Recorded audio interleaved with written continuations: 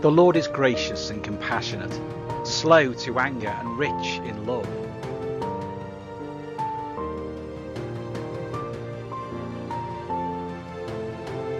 The Lord is good to all, a God with compassion on all creation.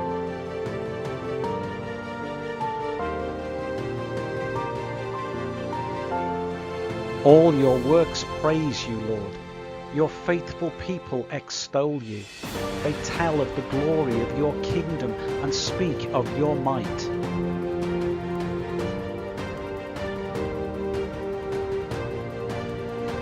Your kingdom is an everlasting kingdom, and your dominion endures through all generations.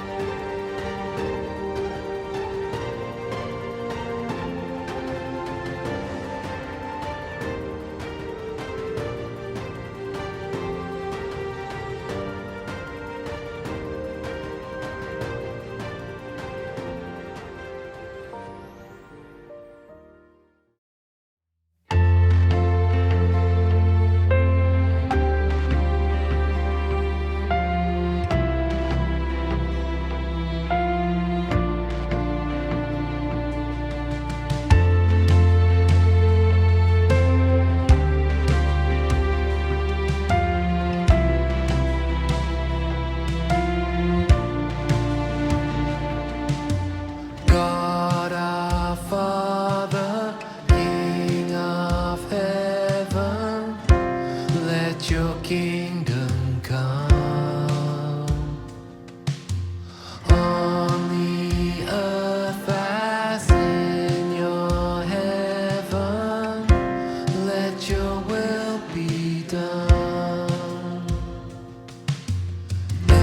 Everything we need you've given, bread for every day.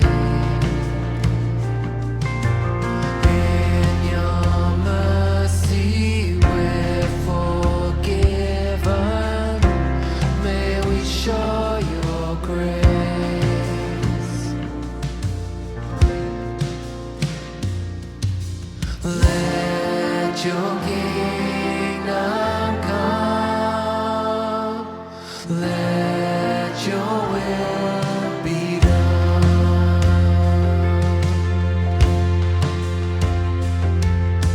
Lead us not into temptation, help us walk your way.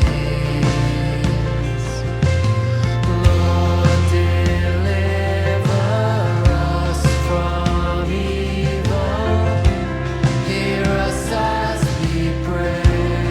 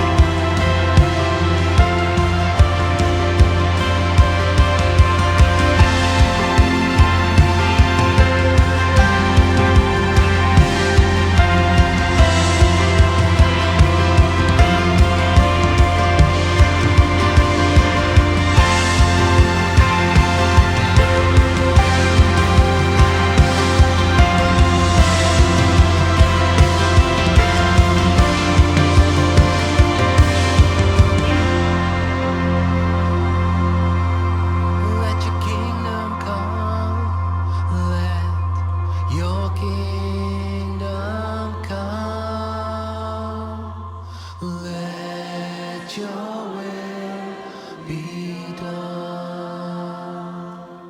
Let your kingdom come. Let your will be done.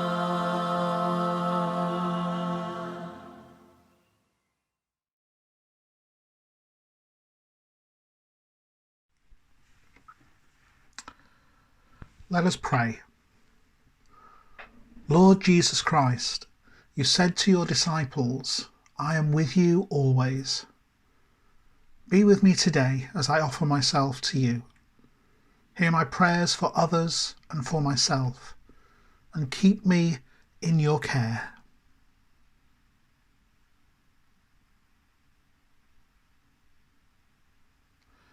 Christ, be with me. Christ, within me. Christ beside me, Christ before me. Christ beside me, Christ to win me. Christ to comfort and restore me. Christ beneath me, Christ above me. Christ in quiet, Christ in danger. Christ in hearts of all that love me. Christ in mouth of friend and stranger.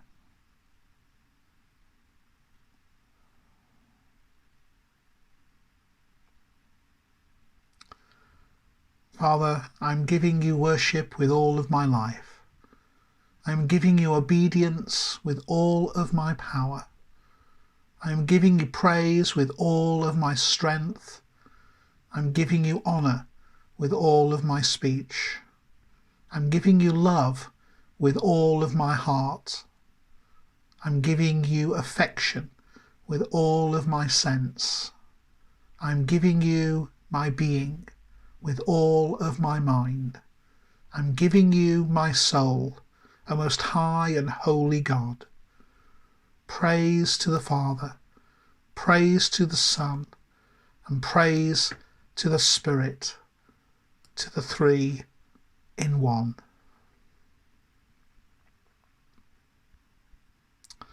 We're now going to use an alternative version of the Lord's Prayer, and the words are on the screen if you'd like to join in.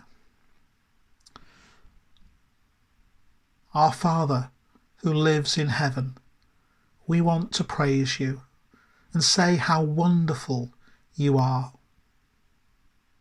May we do the things that you want us to do, and do our best to live our lives according to the values of heaven. Please show us how to do this, and give us all the things we need. Help us not to be selfish. We are sorry for the times when we have been selfish. In fact, we're sorry for all the things that we have done wrong.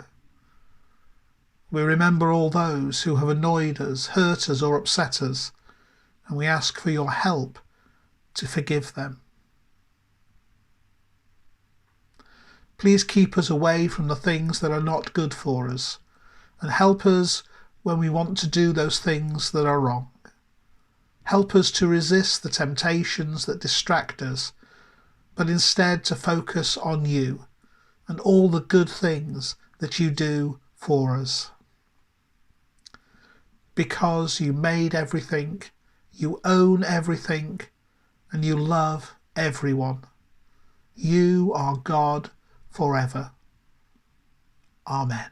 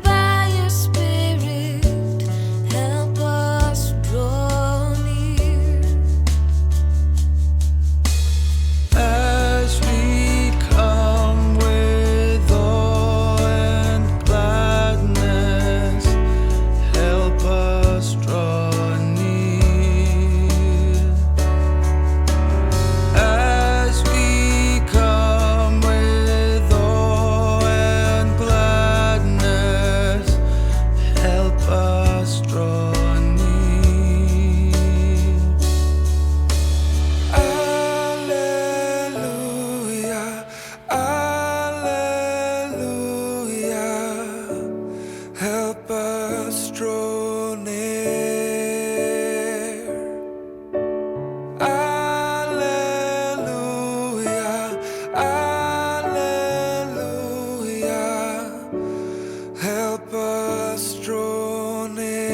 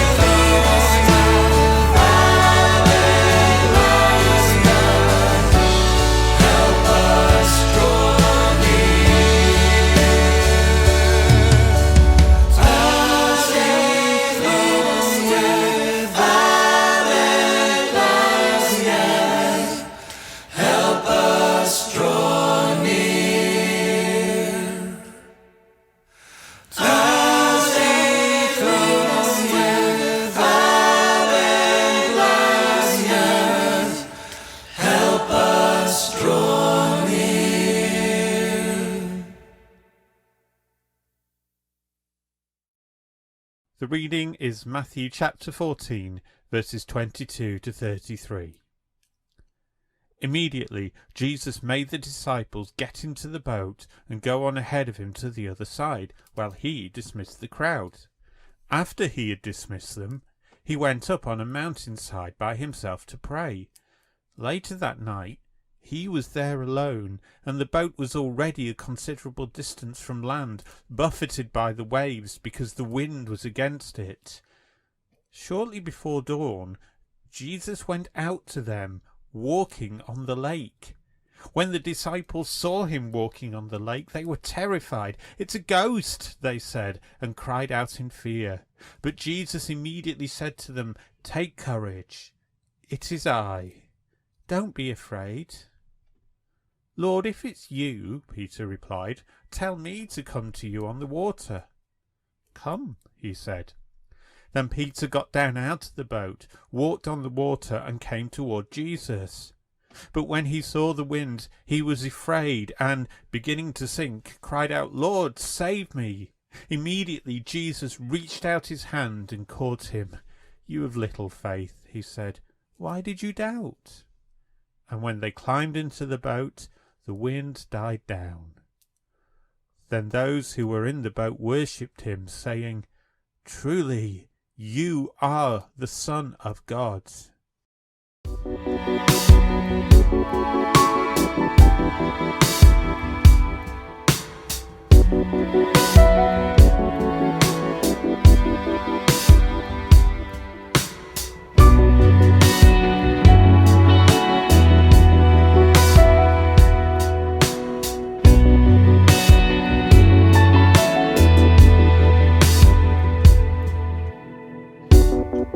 Where are you in the storm?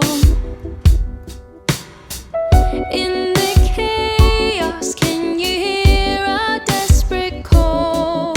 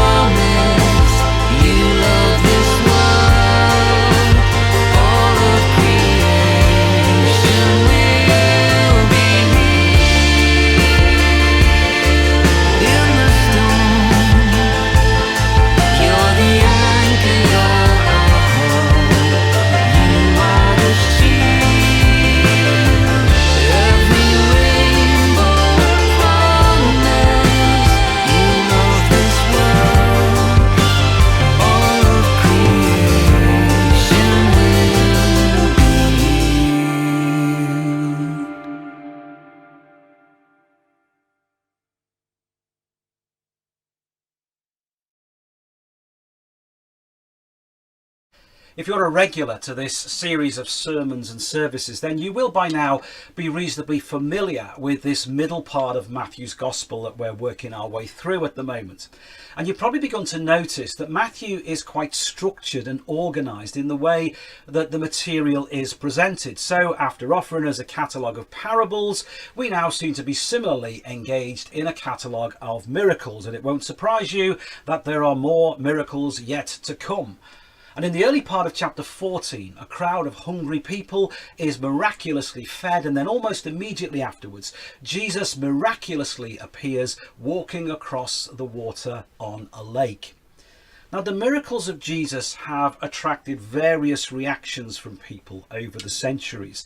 There are those who are actually quite dismissive of them. I'm very comfortable with a Jesus who's kind and compassionate and a wise teacher and full of profound ideas, a Jesus who says nice things, but don't give me a Jesus of signs and wonders. Don't ask me to believe in any more than that.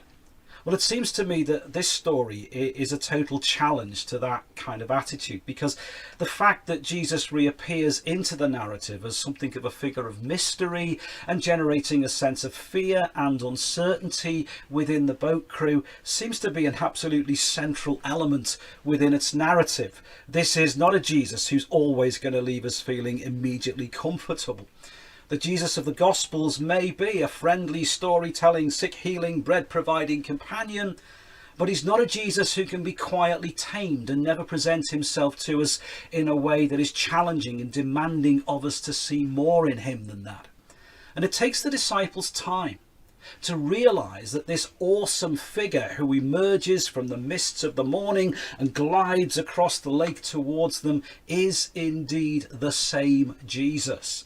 So if we find some aspects of Jesus a little bit scary and a little bit difficult to comprehend, then it seems to me that that's a key element in this story for the boat crew too.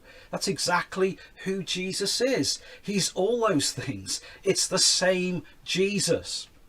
But of course, we might be quite comfortable with the supernatural Jesus, so to speak. And it seems to me that this story also sets out to challenge an opposite extreme, which is, while we may be wanting to recognise Jesus as more than mere human, it's also a Jesus who invites us not to become obsessed with miracles for miracles' sake, which I would argue is equally unhelpful. And we see that through Peter, who, not for the last time in Matthew's narrative, is depicted as slightly ahead of the other disciples, and in his typically impetuous way, he wants to bring his agenda into the narrative.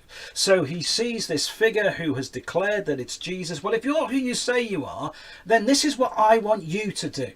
Tell me to come and walk on the water with you. Now, this boat trip is all about learning lessons. So Jesus agrees and invites him to join him. And in the events that follow, we get a momentary illustration of a much bigger principle that actually we've seen permeating right through this gospel narrative. If you want to join me, Peter, it's not going to be an easy ride. And there's another interaction with Peter a couple of chapters further on where Jesus expresses exactly this in the language of the cross. But for now, it's the waves that are causing the problem. And so Peter discovers that walking on water does not necessarily mean a calm sea. And then he begins to panic.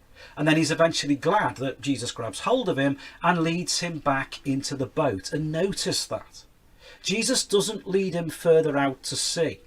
He takes him back to the boat, because that was the original instruction. Get into the boat and head for the other side. Let me set the agenda, says Jesus. Don't ask me to dance to your tune.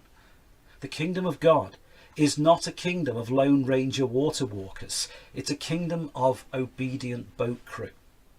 Matthew seems quite content to leave the walking on water to Jesus. What's important for the disciples is having Jesus in the boat and recognizing the full extent of who this Jesus is.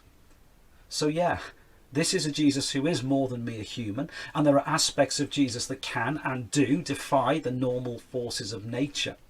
But that does not mean that following and obeying this Jesus won't sometimes leave us feeling buffeted by waves and struggling to cope with all the realities that that entails.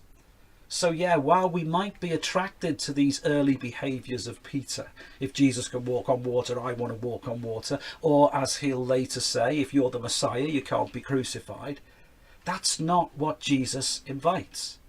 Because if that's all our faith is founded on, then when we are faced with adversity and tragedy, we're going to find ourselves asking why God doesn't just miraculously intervene to make things better then. Why does God let bad things happen is one of those age-old questions that seem to have echoed through just about every era of history. And if you turn back to Matthew chapter 13, you may remember that this is one of the issues that is addressed in some of the parables that Jesus tells. Why doesn't the farm owner rip out the weeds that are marring and spoiling the good crop? Why does the fishing crew allow to remain in the net fish that they know aren't any good? Why do all these things happen? And as I've observed before, the parables of the previous chapter stamp themselves on the narratives that follow. And Peter embodies that same question. If you can overcome these waves, then why can't I? Well, you can, says Jesus. And now I've proved that. Shall we just get back into the boat as per my original instructions? This is a story about Jesus, not about Peter. It's a story about discovering who Jesus is, not what we can do. And that point is made powerfully at the end, when the disciples are all back in the boat and Jesus is worshipped. No one's congratulating Peter for his momentary heroics out there on the sea. They are worshipping Jesus. And they have reached that place through a mixture of resolute obedience and profound miracle. Resolute obedience by getting into the boat that Jesus told them to get into, and by remaining in the boat, albeit with little apparent choice, and by journeying through the struggle and the confusion and the fear that this came to entail. But it's also a story of profound miracle. By watching Jesus arrive across those waves that they could not manage and make his way at the right time to be in the boat with them. Now, if you've been reading the Gospel of Matthew from the very beginning, you'd also realise that this is the second time that we're introduced to a story about the disciples struggling in a boat with a difficult sea. The previous occasion is in Matthew chapter 8, and on that occasion it was not so much a matter of a laborious struggle against a difficult wind, but a terrifying storm. And that was the time when their understanding of Jesus was also stretched. On that occasion, he invited them to find their security from knowing that he was with them in the boat. This time, he just asked them to stay in the boat and trust that he'd arrive when the time was right. And in these two storm stories, the way Matthew tells them, we also begin to see something of a progression in their understanding. The first one leaves them with a question. Who is it that the wind and the waves obey him? And of course, if we look back at the book of Psalms, we hear echoed again and again, the one who the wind and the waves obey is the one that we worship. And so therefore, this second storm story kind of answers that question. They worshipped him. And that isn't a phrase that is used lightly in the Gospels. This was a profound moment of realization. If they are worshipping Jesus, they are declaring their belief that Jesus is no other than God. So how then do we make sense of this miracle working Jesus in the midst of our own life experience? Well, I think that this particular story helps us at least to hold a perspective on that. Because, yeah, it's a story of miracles, a story where Jesus, the miraculous bread provider, is able to walk across the water of a difficult lake. But it's also a story of struggle and adversity. And all of those things come together.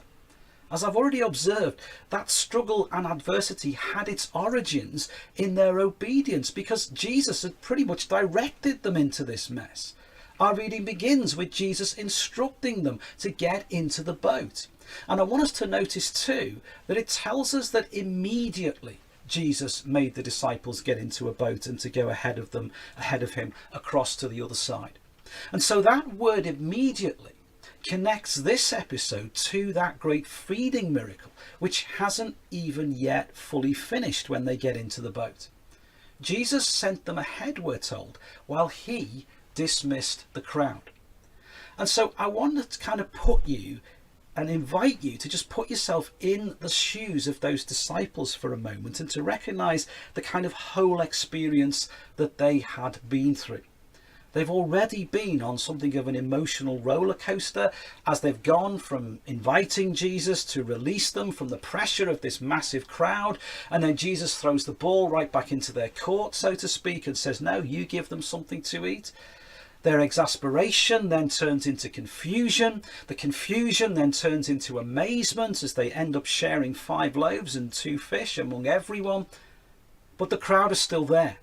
And Jesus has very much turned events around to make them the channels of the miracle. It's they who give out the food. It's they who begin to be part of making it happen. It's them that collect up the leftovers too.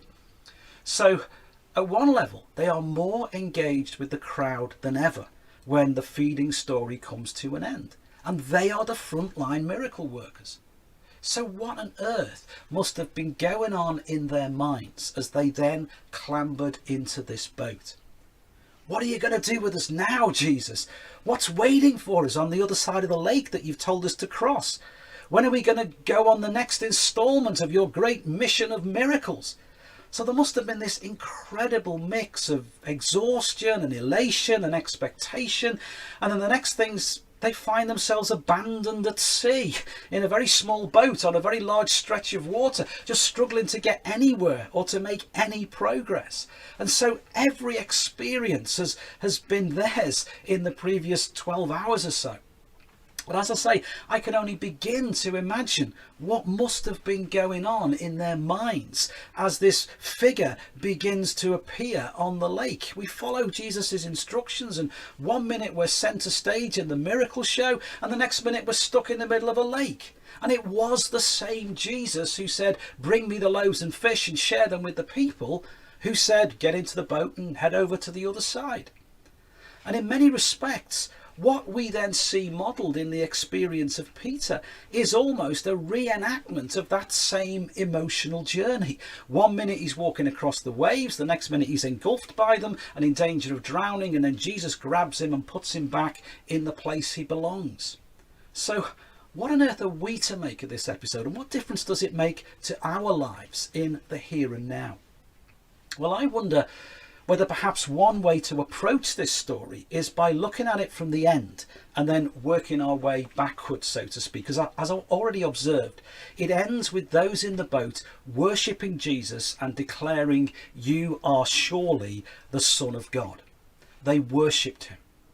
And the fact that this story begins with the word immediately, and there's no similar concluding response from the disciples after the story of the crowd feeding, kind of locks again the 2 episodes together.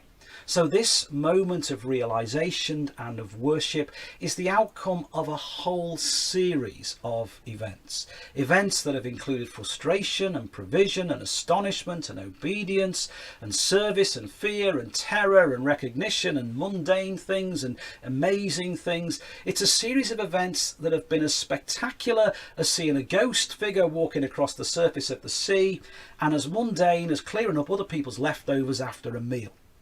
But it's a sequence of events, and this is what I want us to grab. It is a sequence of events that leads them to a deeper understanding of Jesus and a profound recognition that he is God, and an act of spontaneous and authentic worship in the light of that. You know, I began by recognizing how easy it is for us to sometimes be a little bit selective about the Jesus that we follow. As I said then, there are those who perhaps want a Jesus who is a wise teacher and the epitome of care and compassion, but they don't want a Jesus who's going to present us with miracles, because that demands of us a level of belief that we might not want to grant. Or perhaps we love the idea of a Jesus who works miracles, but one who provides them at our bidding, not one who makes any demands of service on us or commands us to get into boats that lead us into dark and difficult waters. Or we want a Jesus who'll make us centre stage when it comes to feeding the crowds, but not one who'll ask us to trust him and just stay in the boat. Or a Jesus that we can control and contain, not one who appears on a lake and confronts us with mystery and uncertainty. It is very easy for us to kind of begin to fashion Jesus around our own expectations. But to worship God is to totally submit ourselves to all that God is. And to worship Jesus as God is to do the same. It is to align ourselves with God's being, not try and align God with our agendas and our expectations.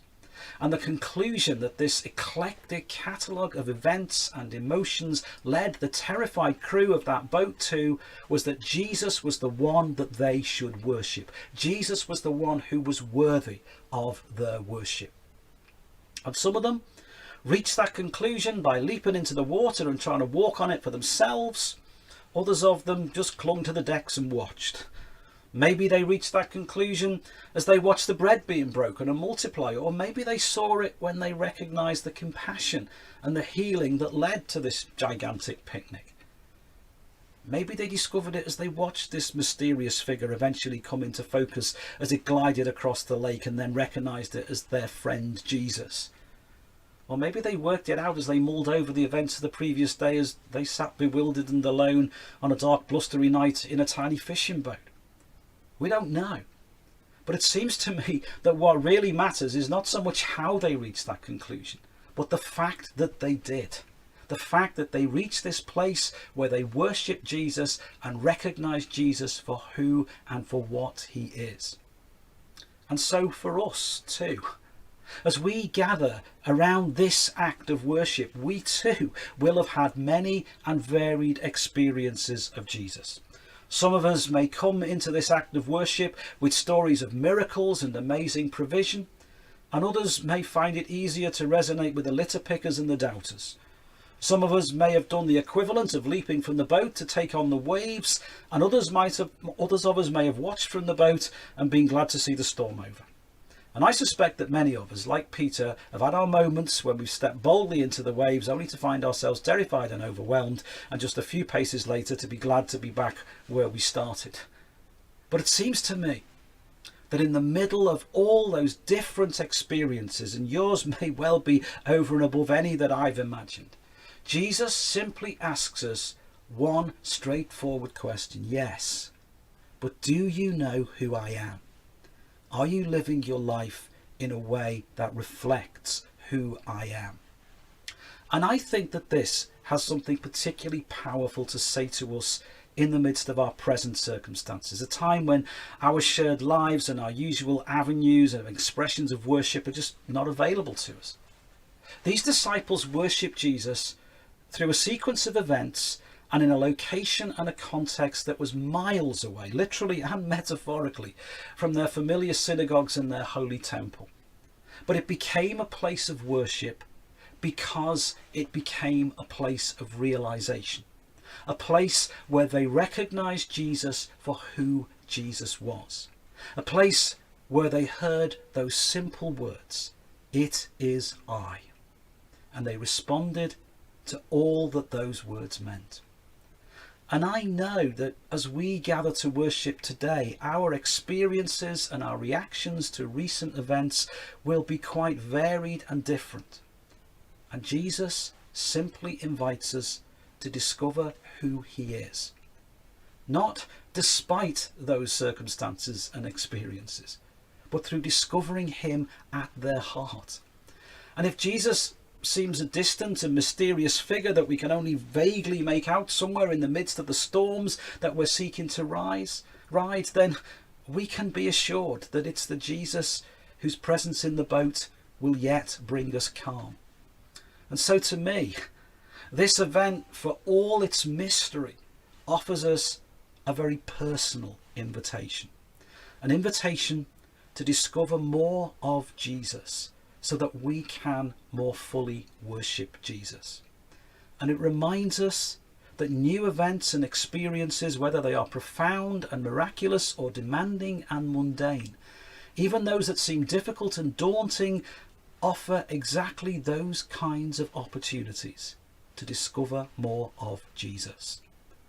And so much of the message of this sequence of events is the invitation of Jesus to trust me.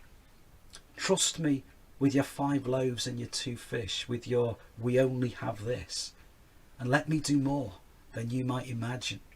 Trust me to get into the boat and set off into that blustery sea, knowing that you'll find me. Trust me that it is me when you can make that figure out on the distant horizon. Trust me, follow me, obey me. But I also sense that there's a missional dimension to this story. Now, perhaps I'm letting my imagination run away with me, but I'm interested in the fact that we often use that symbol of the followers of Jesus in the boat together to represent the church. And you have this moment, therefore, when Peter is standing on the waves, beginning to sink and struggle, and Jesus helps Peter to make it back into the boat. And I wonder if there's a picture in that of what Jesus is still doing in our world today. Encountering those brave souls who take impetuous steps of faith and then helping them find their way back and their place in that boat. A boat where he too seeks to be present. You know, we often remind ourselves that it's only through those faith-fueled encounters with Jesus that people become Christian believers. And our task is not so much to try and make the boat feel as comfortable and as attractive as possible, but to be ready to receive those who Jesus leads in our direction. And perhaps often our experience in that boat will be something familiar to those disciples, clinging to the sides in bewilderment and panic, but clinging to the boat nonetheless, still recognizing that we have things to learn, still tracing that silhouette of Jesus with more yet to show us of who he is, but in the boat nonetheless. And Jesus doesn't demand of us that we simply sing happy sea shanties and pretend that all is well. He just leads Peter to the boat. And as they climb aboard, everyone is able to worship Jesus together for the person that he is. Everyone is able to bring all their different experiences and to discover more of him together. And so yet again, we are in that place, just like the story of the wheat and the weeds or the dragnet, where all is not just plain sailing. There are storms to negotiate and confusions to overcome. But Jesus leads Peter to the boat, and the boat becomes the place of Jesus' presence, the place of worship. So, whatever circumstances you find yourself in at the moment, Jesus is in the vicinity. God's purposes prevail. Hang on in there. And this can, for you, yet become a place of worshipful encounter.